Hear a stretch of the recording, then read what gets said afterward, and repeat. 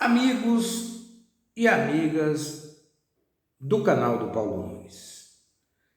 Saiu do forno agora à noite uma pesquisa do IPEC, que é a mesma coisa do IBOPE, são ex-funcionários do IBOPE que, quando o IBOPE encerrou suas atividades, esses funcionários resolveram criar o IPEC, que segue os mesmos caminhos do IBOPE no tocante à pesquisa eleitoral e assessoria política no Brasil. Essa pesquisa de hoje, ela retrata os dias 9 a 13 de dezembro. Portanto, então, é a pesquisa mais recente que nós temos. E nessa pesquisa aparece um resultado de 48% para Jair Bolsonaro. Pois é, viu? Eu quero que você aperte o dedinho e se inscreva no nosso canal. Nós estamos a 1% da meta de 600 para esse mês, que nós esperamos, evidentemente, alcançar na quinzena. Pois é. Eu estou muito contente hoje pelo fato de 4 meses o canal ter alcançado 900 horas de assistência. Isso é algo muito importante para a nossa caminhada e você contribuiu de forma decisiva. Afinal de contas, foram quase 60 mil visualizações no canal em 4 meses. Muito bom e eu só tenho a agradecer, mas mais adiante gravarei um vídeo de agradecimento a todos vocês com o maior carinho. Então, eu errei de propósito, mas na verdade seria 48% para o ex-presidente Luiz Inácio Lula da Silva e 21% para Jair Bolsonaro. A partir daí, Ciro Gomes, Sérgio Moro, Simone Tebet e tal, isso aí tudo embolado lá embaixo. Um grande amigo que eu tenho em Salvador, ele pediu que eu analisasse a pesquisa. Por quê? Alguns jornalistas, que são analistas de pesquisa de opinião, eles entendem que ali daria 56% dos votos válidos e que a eleição estaria decidida no primeiro turno. Por que eu me acautelo em relação a isso? Os senhores se lembram que em 2012 nós fizemos em Vitória da Conquista a maior e a melhor pesquisa de opinião pública de qualidade da história de Vitória da Conquista. E eu comentei com o jornalista Fábio Sena. Ele me perguntou qual é a margem de erro da pesquisa. Eu falei 0. Ele disse, você é louco. Eu falei, vou ouvir. 5.236 pessoas no município todo. Vou visitar os 24 bairros de Conquista, os 11 distritos e pelo menos 30 povoados. E assim nós fizemos. E nós encontramos ali 47,88% para o prefeito Guilherme Menezes. E eu quero aqui fazer um desabafo. Se o prefeito Guilherme Menezes tivesse comparecido ao debate, nós acertaríamos aquela pesquisa com erro 0. Mas mesmo assim, aqueles pessimistas, invejosos, disseram, não, o Paulo Nunes errou porque ele disse que a eleição seria decidida no primeiro turno. E caminhava para isso. Ocorre que a pesquisa foi concluída na quarta-feira. E na quinta-feira, ou sexta, não me lembro, era o debate. E no debate, às 10 horas da noite, o prefeito Guilherme Menezes desistiu de debater. E aí perdeu alguns votos, que naturalmente correram em direção ao principal candidato opositor, que era à época Ezen Guzmão. Por isso que Ezen pulou de 29 para 34. Esmeraldino ganhou alguma besteirinha, quase 0. Mão Branca não ganhou nada, né? Tanto que, se os senhores olharem a pesquisa que está registrada no tribunal, naquela época a gente mandava as informações, Está lá apontado para a mão branca 2,76, ele teve 2,74. Está apontado para Elkson Soares 0,8, ele teve 0,06. 48,78 para Guilherme Menezes. Só que, qual era a diferença? A diferença era que o Wesley Guzmão era apontado com 29 pontos percentuais, ele acabou ficando com 34. Alguém se decidiu votar nele e alterou o resultado. Do Coronel Esmeraldino, por exemplo, a diferença foi de 0,2 do resultado que nós apontamos. Mas Guilherme Menezes, ele não perdeu nada dos 48,78. Mas, para ele ganhar a eleição, ele precisaria de ter o quê? 48 ou 47,78, não me lembro aqui a rigor. Ele precisaria ter 50% dos votos válidos mais um. Quando foi feita a soma dos votos válidos, o prefeito Guilherme Menezes chegou a 49,2% dos votos válidos. Ficou faltando 0,8 e mais um voto. Ele ganharia a eleição. E só não ganhou por isso. Então não houve erro. Ora, quem teve uma experiência dessa não vai, de novo, dizer que quem tem 48% vai ganhar a eleição no primeiro turno. Eu digo do voto frio, não é do voto válido. Porque é muito relativo o voto válido quando ele não está na urna. Porque você conta apenas o que as pessoas falaram. Não inclui os indecisos, não inclui os nulos e não inclui os brancos. Mas a eleição não ocorreu. Pode ser que no dia da eleição o cidadão que ia votar nulo resolva mudar de ideia, ia votar branco, muda de ideia, estava indeciso, muda de ideia, não muda. E aí fura. Por isso que o resultado de voto válido só dá quando você bota o voto na urna. Mas, qual é o detalhe que eu me apego? Abaixo de 50 de voto ordinário, não há de se falar em vitória em primeiro turno. Não. Eu ainda sou mais cauteloso. Eu quero, se for o caso, que o cidadão que vai vencer a eleição no primeiro turno tenha 58% dos votos ordinários, ou seja, os votos onde tem nulo, branco, indeciso e tudo antes da votação. Aí sim, ele vai projetar os votos válidos para 66%. Aí ele ganha a eleição.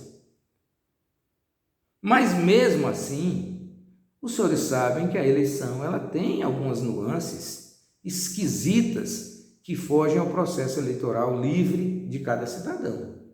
Basta você observar a eleição passada de Vitória da Conquista. Mas aí, voltando aqui a analisar a pesquisa do IPEC, o que é que você pode observar? Votam em Bolsonaro aquelas pessoas que ganham acima de 5 salários mínimos. Essas pessoas não são poucas, porque com a administração do PT, o Brasil passou a ser a 6ª economia do mundo, ficando à frente da Inglaterra. Assim sendo, muitas pessoas passaram a ganhar bem, se estabilizaram. Basta lembrar que um pedreiro, quase usando como exemplo, pedreiro colher cheia, ganhava R$200 por dia. Não é muito, mas ele alcançava o quê? 6 salários mínimos no final do mês. Se ele soube fazer a economia, mesmo com essa recessão que nós estamos vivendo, e que um pedreiro caiu para 120, perdeu R$80 na sua diária, ele se estabilizou e conseguiu alguma coisa onde ele tem a sua despesa controlada. A mesma coisa com o encanador, com outros profissionais que viviam da oscilação do mercado. Haja vista que se você comparar a Vitória da Conquista de 2003 e com Vitória da Conquista de 2021, você vê que a cidade ficou muito mais rica. Vitória da Conquista hoje é uma cidade que tem uma poupança financeira de mais de 2 bilhões de reais dentro do banco. Então a cidade mudou. Se você observar os aspectos da periferia de Vitória da Conquista, você vai observar que os restaurantes, os bares são outra coisa. Mudaram.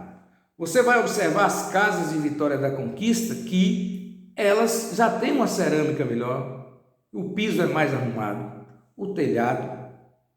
Pronto. O que significa dizer que essas pessoas que ascenderam a classe C, essas pessoas já se sentem ricas e aí votam de acordo com a cartilha dos ricos. Mas aquelas pessoas que ainda necessitam de obras e serviços do poder público, essas pessoas esperam mais. Essas pessoas esperam encurtar as filas do atendimento médico.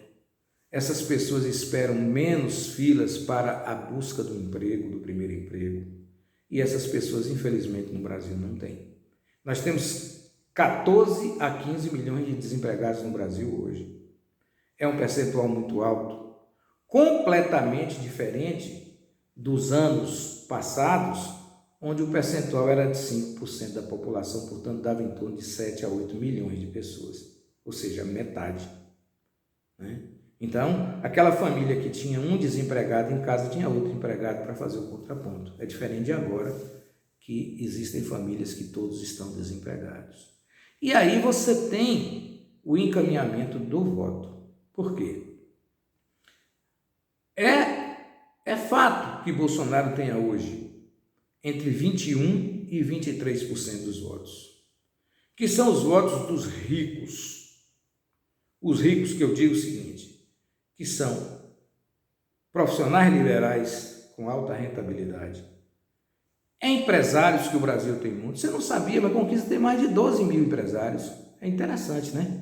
População de 342 mil habitantes, 12 mil são empresários.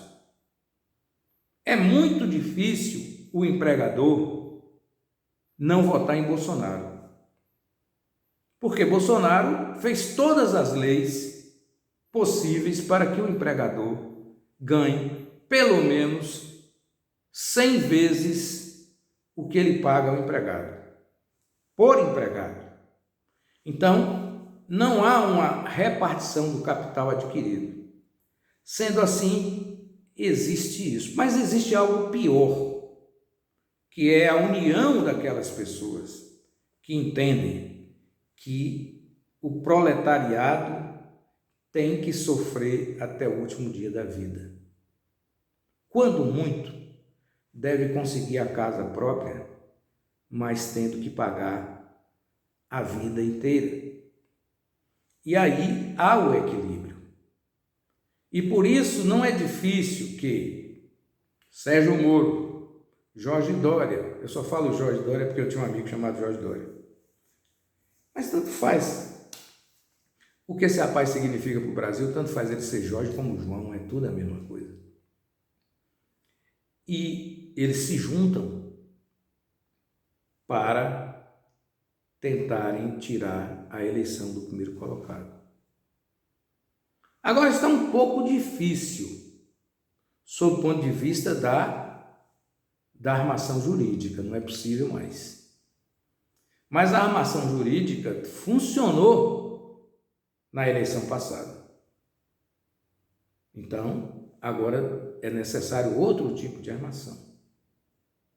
E aí conseguiram um coronel do governo de Maduro para que ele fizesse algum tipo de acusação ao presidente Lula. É tudo conversa fiada para boi dormir. Porém, isso está sendo explorado nos 4 cantos do Brasil. Então, muita água suja vai rolar em cima da candidatura que hoje é vencedora, caso a eleição fosse hoje. E aí eu entendo que para o PT ganhar as eleições, ele precisa fazer 2 alianças importantes. Uma é tendo como vice o ex-governador Geraldo Alckmin. A outra é apoiando e sendo apoiado pelo candidato ao governo de Minas, que, segundo dizem, foi o melhor prefeito da história de Minas Gerais depois de Juscelino Kubitschek. Calil do Atlético Mineiro. O momento é bom, o Galo pode ser campeão da Libertadores e aí fazer a tríplice coroa, campeão da Copa do Brasil, campeão brasileiro e campeão da América, e tudo isso pode favorecer.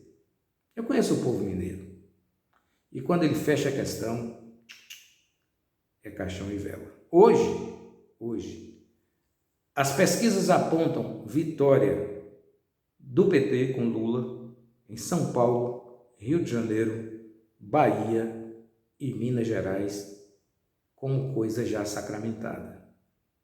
Existe derrota de Lula no Rio Grande do Sul, no Paraná, em Santa Catarina, por conta de Sérgio Moro, que consegue ter 11% dos votos na pesquisa nessa região. Já Jair Bolsonaro é forte em Goiás, Mato Grosso, Pará, Acre e Roraima. Esse é o quadro. Para que Lula vença a eleição no primeiro turno, ele precisa quebrar também o Pará. Quebrando o Pará e sendo majoritário no Pará, ele ganha a eleição no primeiro turno. Mas Bolsonaro está com o bolso cheio de dinheiro. São 20 bilhões do orçamento secreto para modificar, que é a esperança que Bolsonaro tem, de alterar 37% dos votos no Nordeste. Ele espera tirar esse percentual de Lula e vai tentar conseguir com os R$400, que na verdade foram dados pelo Congresso Nacional. Mas os senhores sabem como funciona a propaganda, não só do governo Bolsonaro, mas de qualquer governo. Dificilmente na propaganda política, na propaganda em busca de voto, se fala a verdade.